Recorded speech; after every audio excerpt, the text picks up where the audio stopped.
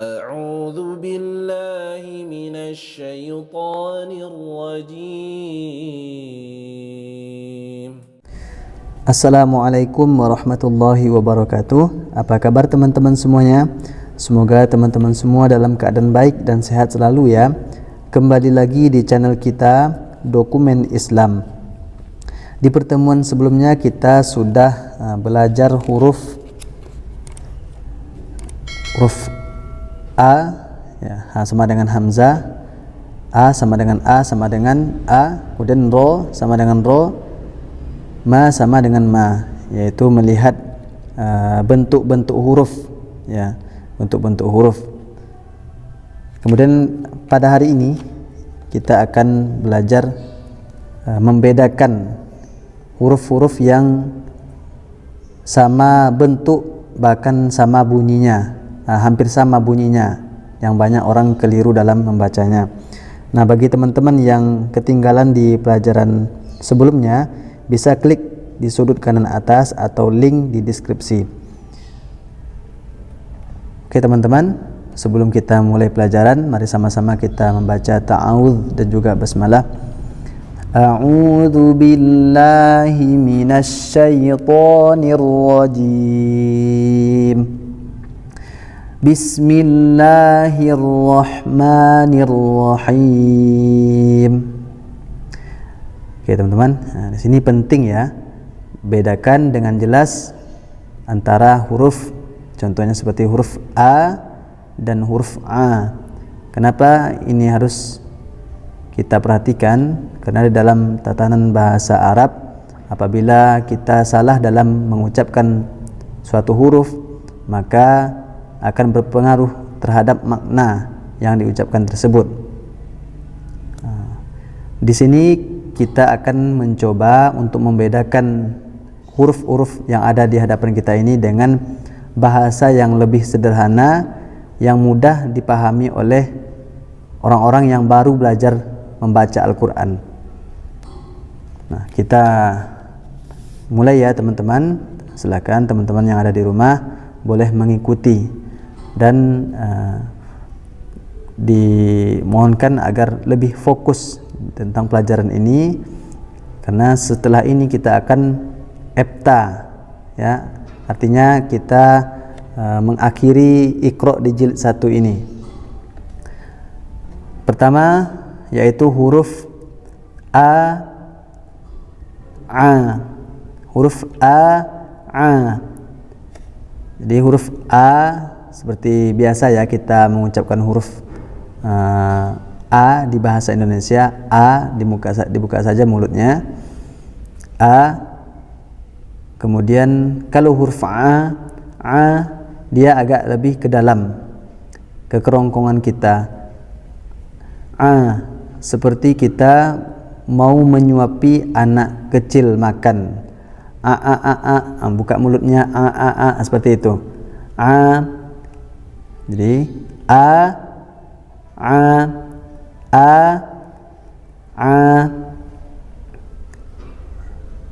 Oke teman-teman, boleh diikuti. Berikutnya ada huruf Sa dengan huruf Sa. Nah teman-teman, huruf Sa ini yang ada titik 3, Sa tapi tidak ada geriginya. Sa, cara mengucapkannya yaitu dengan ujung lidah. Ketika kita mengucapkan huruf Sa ini, maka orang yang ada di hadapan kita itu bisa melihat ujung dari lidah kita. Jadi ketika kita mengucapkannya, orang di depan kita bisa melihat ujung lidah kita gitu. Sa ya. Kalau dituliskan ke huruf bahasa Indonesia, TSA kayak gitu, sa. Sementara yang di sebelahnya ini adalah huruf Sa. Ini huruf S biasa ya. Kalau huruf dimasukkan ke huruf bahasa Indonesia seperti huruf C, Sa biasa. Sapi, saya, biasa ya teman-teman.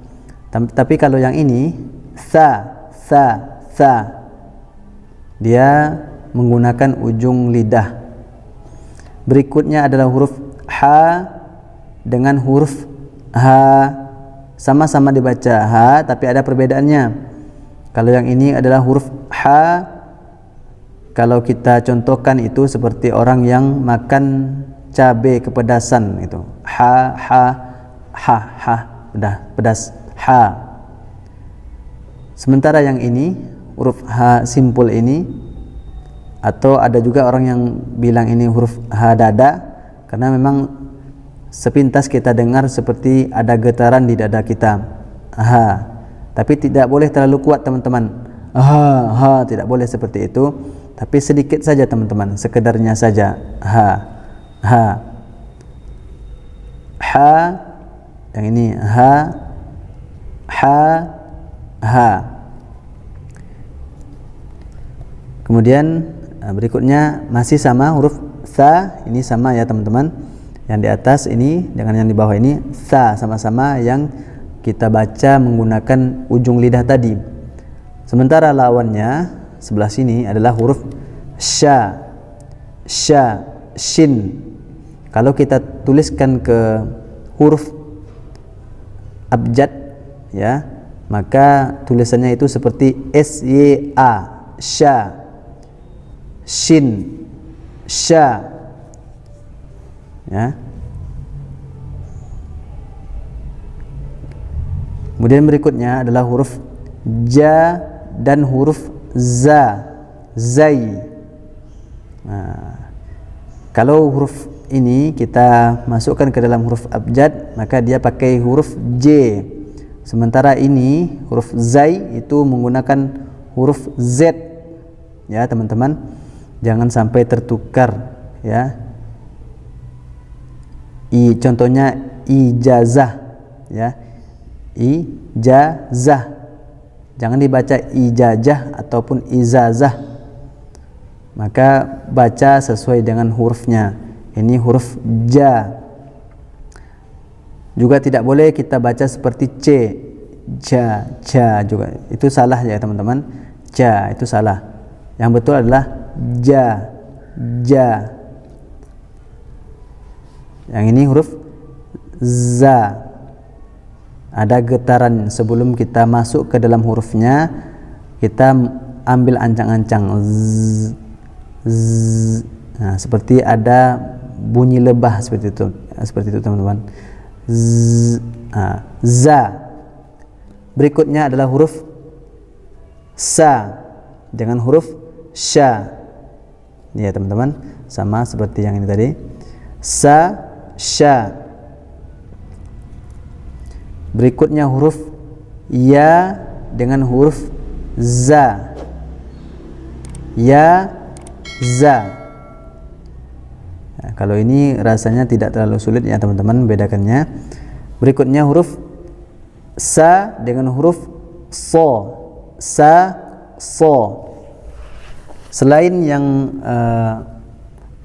akhirannya berbeda ya, cara mengucapkannya juga berbeda teman-teman. Kalau ini kan akhirannya a, kalau ini akhirannya o. Sa, so, so. Tapi cara penekanannya agak berbeda teman-teman. Kalau huruf sa kita membacanya seperti biasa, saya ya, sakit, seperti biasa, tidak ada penekanan khusus. Sementara huruf so kita tekan dia teman-teman. Ketika kita mengucapkan huruf so ini, seakan-akan mulut kita ini terasa sempit karena ada tekanan yang berlebih di dalam hurufnya itu. So, so terasa menyempit teman-teman. Kemudian lidah kita terangkat. So, so, lidah kita terangkat. Kemudian diusahakan ketika kita menyebutkan huruf tersebut, maka terasa berat huruf tersebut diucapkan. Nah, itu karena huruf so termasuk dalam huruf yang dibaca tebal. Berikutnya adalah huruf kho. Huruf kho dengan huruf wo. Nah, di sini sering orang keliru dalam baca ini. Kadang huruf kho terbaca wo atau sebaliknya huruf gho dibaca seperti kho. Ya, ciri yang paling umum di antara dua huruf ini adalah huruf kho itu ada seperti orang kalau dicontohkan seperti orang mau membuang dahak. Kho, nah, seperti ada orang mau membuang dahak. Kho. Sementara huruf gho ya tidak ada sama sekali bunyi yang seperti itu teman-teman. Jadi gho tidak boleh dibaca gho, tidak boleh seperti itu teman-teman. Tapi bersih dia, dibaca gho, gho, gho, gho. Ghairil, jangan dibaca khairil, itu salah. Ghairil. Ya, diingat ya teman-teman, selain dari bentuknya yang jauh berbeda, ya, tetapi bunyinya juga jauh teman-teman. Ya, ada ciri khusus di antara dua huruf ini. Yang satunya huruf kho, satunya huruf gho. Berikutnya adalah huruf ta dengan huruf to. Ini sama kasusnya seperti huruf sa dengan so tadi ya teman-teman. Sa dibaca seperti biasa, tidak ada tekanan khusus. Nah, begitu juga dengan huruf ta, tidak ada tekanan khusus. Sementara huruf to, selain akhiran hurufnya berakhiran huruf o, dia juga dibaca dengan tekanan. To, to, to. Sewaktu menyebutkan huruf to, maka mulut kita akan terasa sempit karena huruf so, to itu adalah huruf isti'la atau huruf yang dibaca tebal. Berikutnya adalah huruf kho dengan ko. Kho, ko. Ko berbeda dengan huruf k. Kalau huruf k itu sama seperti huruf k-nya bahasa Indonesia, sementara huruf ko ini itu kalau huruf abjadnya seperti huruf q. Ya, huruf q. Ko. Makhrajnya itu mengarah ke dalam kerongkongan kita. Ko, ko. Jadi bukan dibaca ko. Kalau ko itu biasa dia huruf menggunakan huruf k. Ini adalah huruf ko. Jadi makhrajnya itu seperti masuk ke dalam kerongkongan kita. Berikutnya adalah huruf za dengan huruf wo. Apa bedanya teman-teman? Selain akhirannya yang berbeda, juga tekanan teman-teman. Huruf za sepintas itu mirip dengan huruf sa tadi teman-teman, yang menggunakan ujung lidah kita, ujung lisan kita. Sa, kalau ini za sama-sama menggunakan ujung lisan atau ujung lidah, ditempelkan ke gusi bagian atas. Sa, za. Sementara huruf dho ini caranya sama teman-teman, tekniknya sama, juga menempelkan lidah, ya, menempelkan lidah ke ujung gusi atas. Dho, tapi bedanya dho ini ditekan, cara melafazkannya ditekan, sama seperti huruf so, to. Dho juga termasuk huruf isti'la atau huruf tebal yang dibaca tebal. Berikutnya adalah huruf gho dengan huruf ko. Ya, huruf gho, ko. Terakhir ada huruf wo dengan huruf bo. Wo, bo. Ya. Wo, bo. Nah, huruf wo sama huruf bo itu sama-sama huruf yang dibaca tebal teman-teman. Sama-sama huruf isti'la, adalah huruf yang selalu dibaca tebal. Wo, bo. Nah, begitu teman-teman. Jadi untuk pengucapan huruf Al-Quran itu teman-teman tidak bisa kita langsung menguasai. Jangan nanti ketika kita belajar teman-teman mencoba membaca melafazkan huruf tersebut, kemudian teman-teman belum terlalu bisa dalam mengucapkan huruf tersebut, kemudian teman-teman langsung berputus asa, patah semangat. Ya, tidak seperti itu ya teman-teman, karena memang bahkan semua orang ya, bukan saja orang Indonesia saja, orang Arab sekalipun ketika belajar Al-Quran pasti awalnya juga belum terlalu mahir dalam mengucapkannya. Nah, yang penting niat serta semangat kita harus tetap ada pada diri kita masing-masing. Alhamdulillah, pelajaran hari ini dimudahkan oleh Allah Subhanahu wa taala sehingga berjalan dengan baik. Bagi teman-teman yang belum terlalu lancar bisa mengulang-ulang pelajarannya ya. Untuk pertemuan berikutnya kita akan EPTA. EPTA itu maksudnya adalah ujian terakhir di Iqra jilid 1 ini teman-teman.